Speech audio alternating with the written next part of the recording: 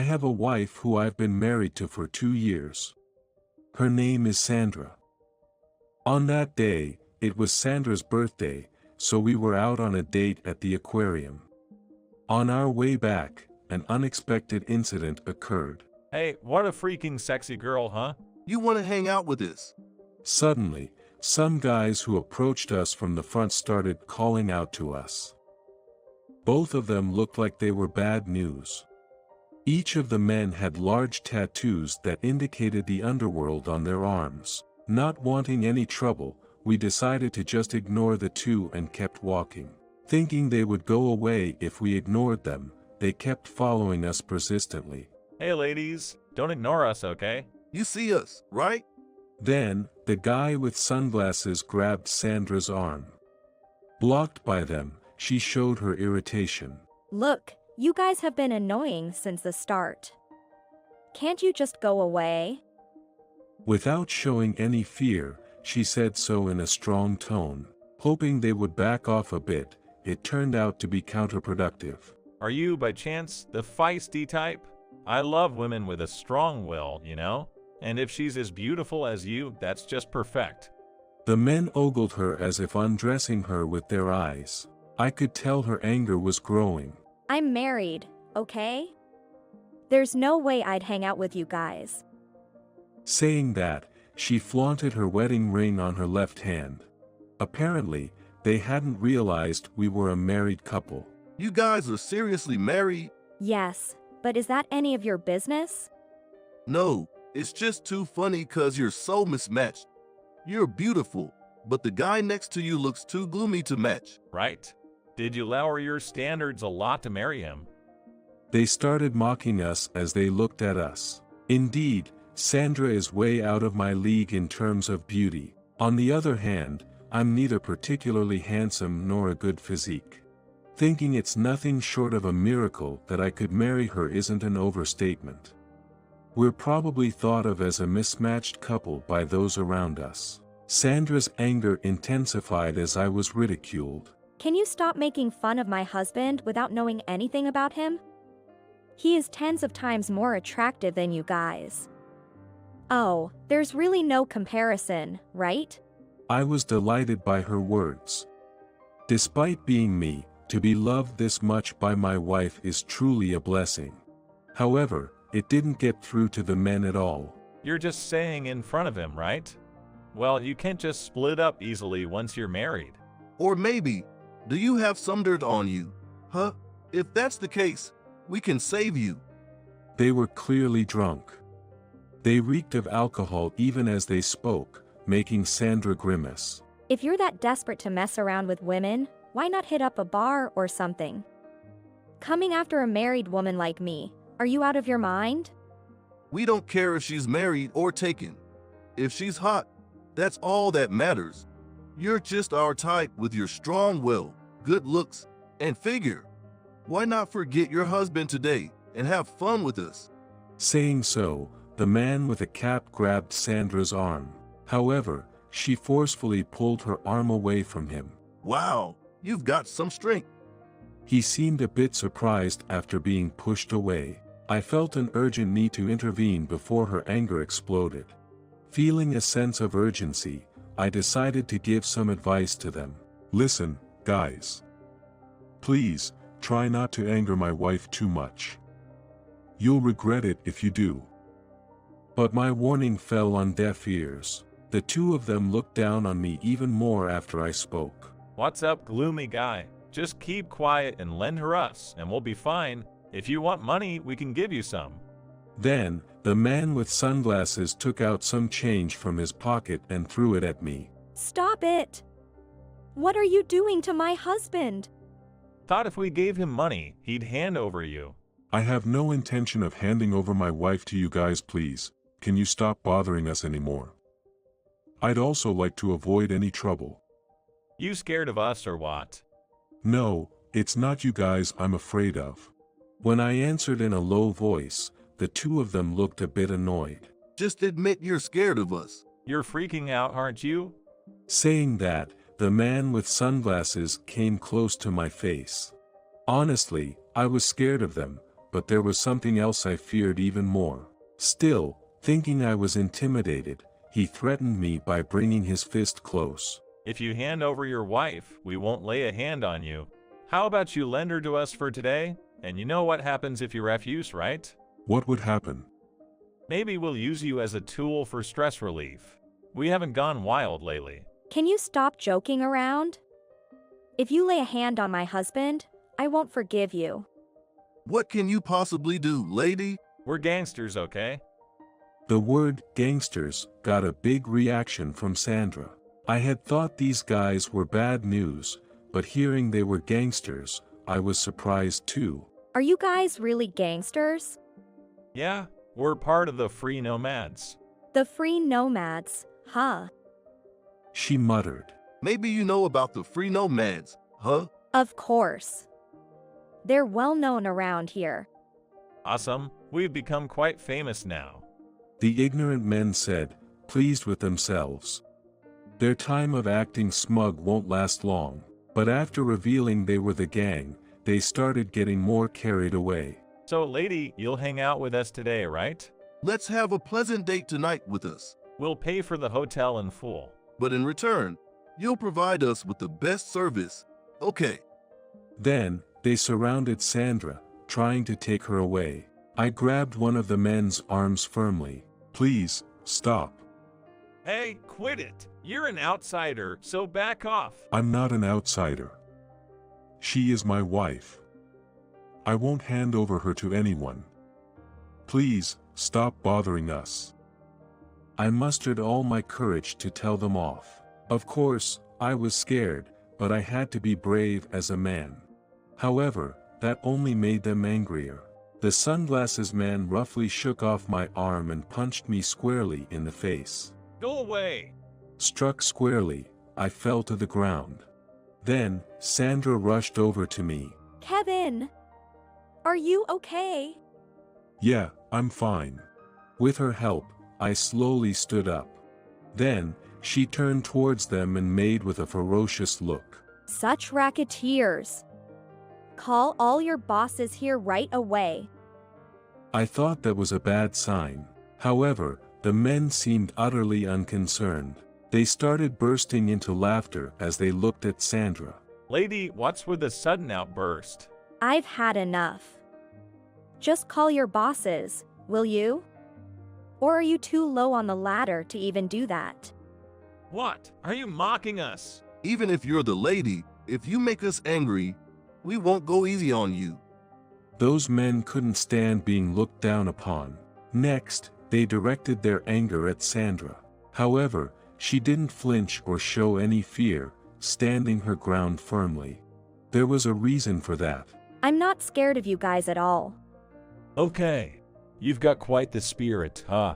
But you should be careful about angering gangsters, you know, or you might end up in the afterlife, okay? That's my line. If you apologize to my husband right here, right now, I might just let this slide. But if you're not willing to reflect, then we have other plans. As Sandra declared that, the men started laughing even louder. They clearly underestimated us. Tell us what's your plan. Calling the cops. We won't call the police because it would be troublesome for us as well. We have another way to send you guys straight to hell. I'm curious about this hell you're talking about. Go ahead, try to scare us. Well, don't say I didn't warn you. I had an intuition that those two were done for. But they had no sense of danger at all. Meanwhile, Sandra started making a call to someone. She finished the call in about 5 minutes. After finishing the conversation, she directed a daring smile toward the guys. Your hell starts now. Make sure you two don't run away. What? Who did you call? You guys probably know them very well. I guess being low level, you guys wouldn't recognize my face. Hey, what have you been saying? Tell us who you called. They repeatedly asked Sandra who she had called, but she ignored their queries. About 10 minutes later, a black luxury car arrived where we were. A menacing-looking man with an aura of danger stepped out of the car. As soon as they saw him, The two men froze as if time had stopped. Wait, isn't that man? They turned pale with fear. The menacing-looking man approached them. Are you the fools who dared to mess with Sandra? Seems like you're from the Free Nomads, huh? Hold on, lady. You're acquainted with the boss of the Don Syndicate. Acquainted? This man is my dad. At Sandra's words, the two men turned deathly pale. Seriously, the daughter of the boss. Yes, Sandra is indeed my daughter. You two are with the Free Nomads, but didn't know about her. No, we had no idea. Their earlier bravado was gone, and the men were visibly diminished. My father-in-law named Wally was the boss of the Dawn Syndicate, a mafia family, and Sandra was his daughter. Of course, I knew that when I married her. Upon learning Sandra's identity, the two men changed their attitude instantly, begging for forgiveness. We're terribly sorry for our disrespectful behavior.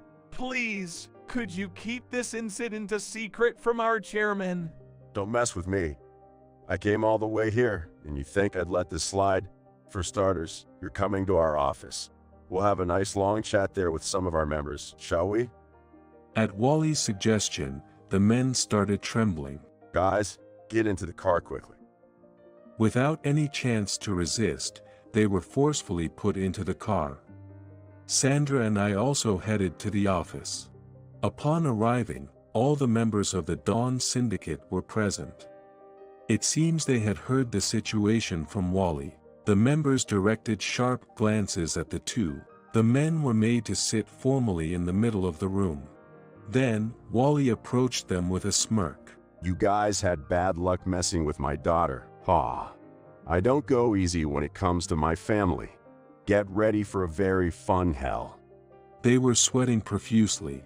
Then, they desperately begged Wally for forgiveness. We truly regret bothering your daughter. Please, let's resolve this peacefully.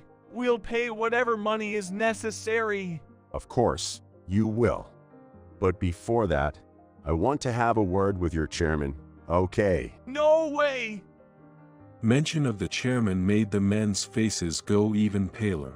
They clearly did not want it involved. Please, don't tell our chairman. Why? Would that be a problem for you? Well, we've caused some trouble before, and we were told we'd be fired if anything else happened. We can't afford to lose our jobs here.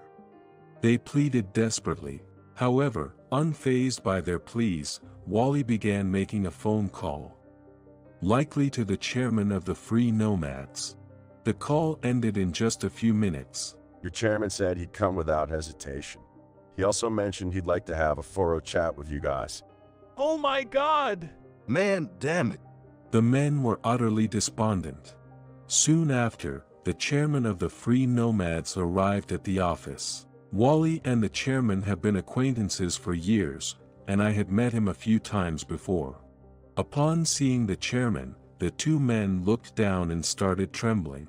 The chairman quickly approached them. We're so sorry. We had no idea we were messing with a daughter of the Dawn Syndicate. Like that matters. You two troubled someone related to the Dawn Syndicate, right? Did you guys properly apologize? We did, but they won't forgive us. That's to be expected. You guys tried to disgrace a precious member of the boss's family. Then the chairman came over to Sandra and me to offer his apologies. I'm sorry my fools interfered with your date. Especially since it's Sandra's birthday. Of course, we didn't blame the chairman. We've also received good treatment from him and owe him favors. Mister, please don't be sorry. It's these two who are at fault, don't worry. Of course, they will take responsibility. Don't worry, I plan to punish these guys. He then faced to Wally to apologize. But it seemed Wally hadn't called him to place blame. Having finished his apologies, the chairman approached the two once again. His expression towards them was as cold as ice. You two are fired as of today. Fired? Of course, it's not going to be a free dismissal. You guys will pay a fine of $1 million for troubling the Dawn Syndicate. $1 million? We don't have that kind of money. $1 million is just unrealistic. Didn't you steal from the gang's funds recently? Before that, you extorted money from civilians, catching the police's eye, right? This $1 million includes compensation for all the trouble you've caused. You two will pool your resources to pay that fine to me. Got it. The men were stunned by the staggering amount. We of course realize we've caused trouble to the free nomads, but $1 million isn't feasible. You know we don't have the money, right? That's none of my concern. My word is final. Such an absurd demand. It's your own fault, isn't it? If you want to complain further, I can double the amount. Please, have mercy. These two seemed to be low-ranking gangsters, and had advantage of their status to commit numerous misdeeds over the years. The chairman must have been thoroughly disgusted with their behavior. It seems he intended to fire them regardless of this incident. Perhaps realizing their situation was hopeless, they attempted to flee when they saw an opening. However, Sandra quickly subdued them. Trying to run away, aren't you? They were shocked by her strength. That's when Wally spoke up. Looks like we need to start by straightening out your rotten attitudes. Trying to escape right in front of us. That takes some nerve, doesn't it? You know, it was just a reflex. For starters, we'll straighten you out ourselves. What are you going to do to us? Well, we're mafias, so you know what. With that, he ordered a nearby officer. Beat them up right here for 30 minutes by the whole Dawn Syndicate. Okay. The members nodded in agreement at his command. The two men's faces turned pale. Please wait. We apologize for trying to escape. Just please, no violence. Being beaten by the entire members, we won't last. Does it scare of getting a taste of your own medicine? You've been unreasonable with others before, haven't you? We're just returning the favor. Despite their desperate pleas, Wally was unmoved and ordered the members to proceed. As instructed, the members started beating them. About 30 minutes had passed since the promise, and they looked unbearable. Their faces were red and swollen, their eyes half closed. Breathing seemed difficult for the two. Wally approached them with a smirk. Learned your lesson yet? Please, no more hitting. The two trembled as they looked at him. Wally was rumored to be a legend who had dismantled several organizations in the past. If they were to be seriously struck by such a person, they might even lose their lives. They must have been terrified of what he could do. Relax. I don't bother with pointless fights. I won't hit you, but you'll have to pay for your crimes in cash. What? In addition to the $1 million demanded by your chairman, I'm imposing a $100,000 fine for the trouble you've caused. You won't be able to pay it all at once, so $10,000 a month will do. $10,000 per month. Hearing the amount, the two men were dismayed. Then, the man with sunglasses revealed a fact. Actually, we owe about $50,000 in debts to loan sharks. We're already struggling to make those payments, so coming up with the money will be difficult. So, you can't pay the $1 million demanded by the chairman either. Actually, that's right. Why did you even borrow money? The two fell silent at Wally's question. Looking at their expressions, it was clear they didn't want to talk much. Well, if you don't want to say, that's fine. But you're definitely going to pay back the money. Of course, the $1 million demanded by the chairman is non-negotiable. Wait, please! Being charged such a huge amount would mean a lifetime of debt, right? Please, is there any way you could reduce the amount? They begged desperately towards Wally and the chairman. After a moment of silence, Sandra made a suggestion. How about if they compete against me, and if they win, we'll call it even? If you two are okay with it, I don't mind taking them on. That's an interesting proposal. I have no objections. I can't imagine Sandra losing.